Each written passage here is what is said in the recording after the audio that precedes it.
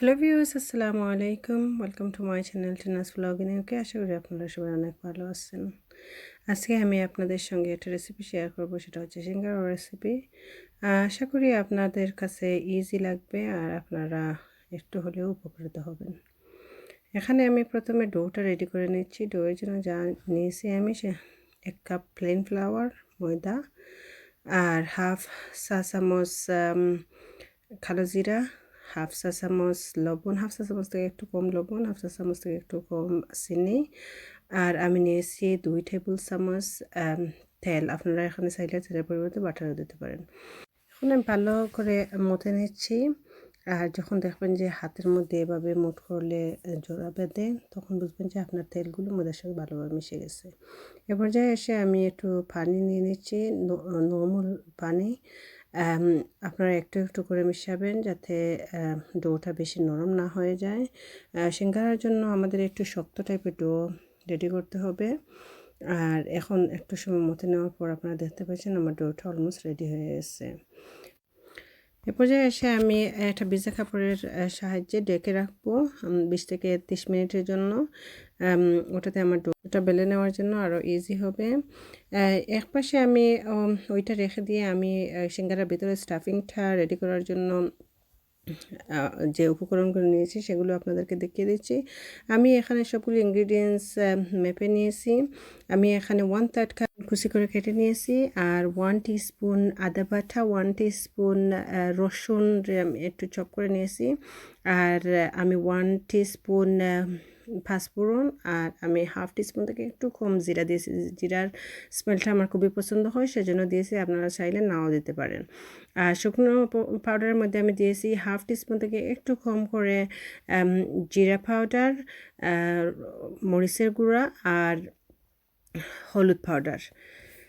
এখন আমি আলুগুলোকে ভালোভাবে স্কিন ফিল করে আমি কিউব করে কেটে নিয়েছি আর পানির মধ্যে ভিজিয়ে রেখেছি। পানির মধ্যে ভিজিয়ে রাখলে কী হয়, কষগুলো বের হয়ে যায় আর আলুর থেকে মানে কালো পড়ে না। এ পর্যায়ে এসে আমি একটা ফ্রাইং প্যানের মধ্যে তেল দিয়ে একটু গরম হয়ে আসলে আমি পাঁচফোড়ন আর জিরা ঢেলে দেই। জিরা আমি একটু নাড়াচাড়া করে জিরাটা যখন ফুটতে থাকে তখন আমি এ পর্যায়ে এসে আমার আদা বাটা আর রসুন দিয়ে দেই। তারপর একটু ব্রাউন হয়ে আসলে আমি আনিয়ন চপ করে রাখছিলাম ওইটা আনিয়নটা দিয়ে দিই।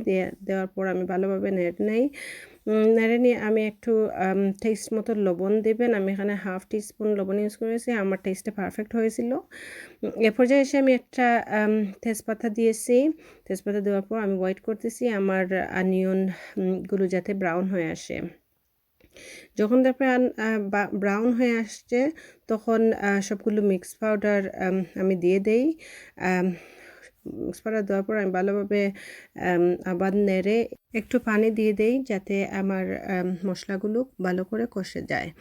একটু কিছুক্ষণ জাল দেওয়ার পর আমি আমি আলু আর গাজরগুলো ঢেলে দিয়ে ভালোভাবে নেড়ে নেই। ভালোভাবে নেড়ানোর পর আমি একটা ঢাকনার সাহায্যে গুঁড়ে রাখি। কিছুক্ষণ জাল দেওয়ার পর আমি আমার আঁচটা সবসময় মিডিয়াম টু স্লো গ্যাসেই রেখেছি। এ পর্যায়ে এসে আমি একটু পানি দিয়ে দিচ্ছি যাতে এর সাহায্যে আমার আলুগুলো খসে যায় আর আলুগুলো সিদ্ধ হয়ে যায়। কিছুক্ষণ যাওয়ার পর আমি মাঝে মাঝে এভাবে নেড়ে দেই যাতে আমার আলুগুলো ফ্রাইং প্যানের তলাতে না ধরে। যখন দেখছি যে আমার আলুগুলো সিদ্ধ হয়ে গেছে আর কাঠগুলো সিদ্ধ হয়ে গেছে তখন এ পর্যায়ে এসে আমি মটরশুঁটি দিয়ে দেই। মটরশুঁটি দেওয়ার পর আমি ভালোভাবে আবার নেড়ে আমি কিছুক্ষণের জন্য গুঁড়ে রাখি। এরপর যখন মটরশুঁটিও হয়ে যায় তখন আমি এভাবে আমার চামচের সাহায্যে আলুগুলোকে একটু একটু করে ভেঙে দেই। একটু মাশ করে নিলে একটু দেখতেও সুন্দর লাগে আর একটু ভালো লাগে। এখন আমি বাঁহর পাতা দিয়ে তুলে রাখবো। আমি আমার স্টাফিংটা ঠান্ডা হওয়ার জন্য ওয়েট করব, কারণ স্টাফিংটা ঠান্ডা না হলে আপনার সিঙ্গারা ভালো হবে না, সিঙ্গারাটা ফেটে যাবে। এখন আমি আবার ভালোভাবে মথে নিচ্ছি আমার ডোটাকে। আপনারা দেখতে পাচ্ছি আমার ডোটা একটু নরম হয়েছে। এখন আমি এভাবে লম্বাটে করে আমি ভালোভাবে পিস পিস করে কেটে নিচ্ছি। তারপর আমি আবার তুলে রাখছি আর ভেজা কাপড়ের সাহায্যে আবার ডেকে রাখবো যাতে উপর দিক দিয়ে শুকনো না হয়। আর আমি বলতে ভুলে গেছিলাম, প্রথমে যখন আমি ভেজা কাপড় দিয়ে ডেকে রেখেছিলাম এর আগে আমি একটু ঘি দিয়েছিলাম জাস্ট উপরে যাতে শক্ত না হয়, বা না দিলেও কোনো প্রবলেম হবে না। ভেজা কাপড় দিয়ে ডেকে রাখলে শক্ত হয় না। এখন আমি আপনাদেরকে দেখিয়ে দেব কীভাবে সিঙ্গারার পেস্টটা বানাতে হয়। প্রথমে আপনারা এভাবে একটু ডো নিয়ে একটা পিঠা বানিয়ে নেবেন। পিঠাটা লম্বাটে হবে, ওভাল শেপের। তারপর মাঝখানে কেটে দুটুকরো করে একটা পিঠে দুটো সিঙ্গারা হবে। এ পর্যায়ে এসে আমি আপনাদেরকে, যারা আমাকে নতুন করে সাবস্ক্রাইব করেছেন, আমি সবাইকে অসংখ্য ধন্যবাদ দিতে চাই, কারণ নতুন ইউটিউবার হিসেবে সবার কাছে পৌঁছাটা অনেক টাফ। তবে যারা এখনও আমাকে সাবস্ক্রাইব করেননি, প্লিজ আমাকে সাবস্ক্রাইব করে উৎসাহ দেবেন যাতে আমি নতুন নতুন জিনিস আপনাদেরকে দেখাতে পারি।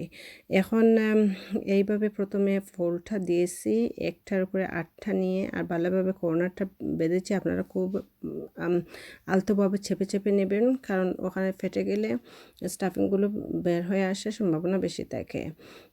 স্টাফিংগুলো ভালোভাবে নিয়ে আঙুলের সাহায্যে চেপে দিয়ে আপনারা এখানে চাইলে একটু ওয়াটার ব্যবহার করতে পারবেন। আমার ডোটা পারফেক্ট হয়েছিল, আমার ওয়াটার ব্যবহার না করলেও চলতো, কিন্তু আমি তবুও আপনার দেখানোর সাহায্যে আমি এখানে ওয়াটার ব্যবহার করেছি। এভাবে আপনারা হাতের সাহায্যে চেপে চেপে দুনো সাইডটা ভালোভাবে নিয়ে নেবেন। তারপর এক সাইড আরেক সাইডের দিকে এনে ভালোভাবে চেপে নেবেন। এই তো সিঙ্গারাটা হয়ে গেছে। আসলে একটা এক্সপ্লেন করাটা একটু হার্ড, তবে আপনারা দেখে বুঝতে পারবেন আশা করতেছি। আমি 2 সাইজের সমস্যা বানিয়েছি, একটা ছোটো আর একটা মিডিয়াম। আপনারা আপনাদের পছন্দ মতো যে কোনো সাইজ বানাতে পারেন। প্রথমের দিকে একটু হার্ড লাগলেও আপনারা যখন ট্রাই করবেন 2-1 বার, ইনশাআল্লাহ আপনারাও পেরে যাবেন। একটু আসলে দেখতে একটু কনফিউজিং লাগে যে এভাবে করলে, প্রথমে আমারও একটু প্রবলেম হয়েছিল, কিন্তু আস্তে আস্তে হয়ে গেছে। তবুও বলবো না পারফেক্ট, তবু সিঙ্গারার মতো লাগতেছে একে।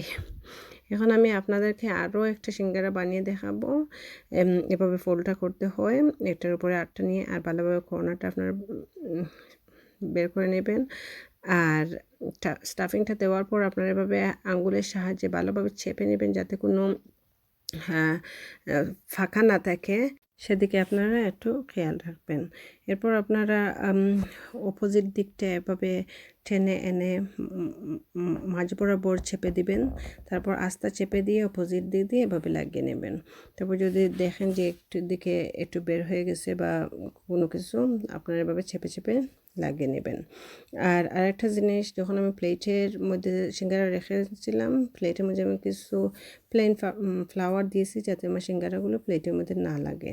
এ পর্যায়ে এসে আমি একটা কড়াইয়ের মধ্যে কিছু তেল নিয়ে নিচ্ছি।